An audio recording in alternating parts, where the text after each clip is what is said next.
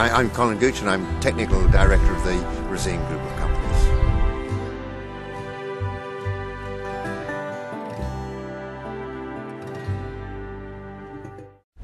It was fiery at times, I can tell you that. It was quite fiery. I mean, the prick used to challenge me, I think. And not that there's a competitive bone in my body, of course, but yeah, I'd never like to be beaten by anything. So often he would make what I thought was some quite outrageous demands. I said, no, yeah, that can't be done. And then say, how can we do it? and then do it. So it was a really, it was a sort of a creative tension between us. Business-wise, sometimes, yeah, his ideas were different from mine.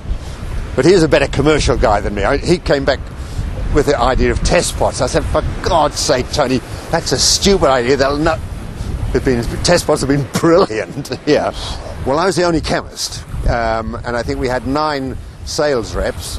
Our first sales conference was held in a small office, and there was about 10 in the factory.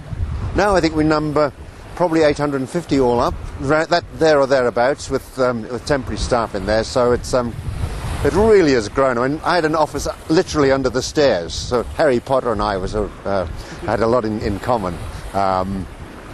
It was tiny. We lived off the smell of an oily rag. You'd really be juggling the raw material purchase and see what the banking has come in to do it.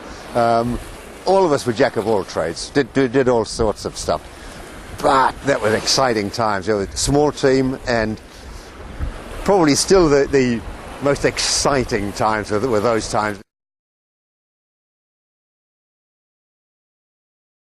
We were with another bank, and I guess the modern term would be headhunted, right? I guess Headley spotted us as potential because we were still small, and he literally approached us and offered his services and said that they would look after us, and he did, and so he really involved himself with us. At one stage, we were going into a venture, and he just completely backed us for the capital to produce the equipment necessary, and he liked a beer with us, and I guess he's part of the team. There's no question. And we had a function. We'd always invite Headley down, just as we'd invite any of the other parts of the team. Yeah. Best innovation for me was the colour system that we put together. Tony, with a lot of foresight, had got into a lead-free tinder system, which was brilliant, but it didn't really work. And so the first job was to make this thing work, and for necessity being the mother of invention, we really came up with stuff. If we'd been smart, we could have patented the whole lot. We're the first in the world, I think, to bring out coloured bases and high opacity lead-free yellows, and that, which the work was pretty much completed in '73, although it's always been as a living thing, it's been added to.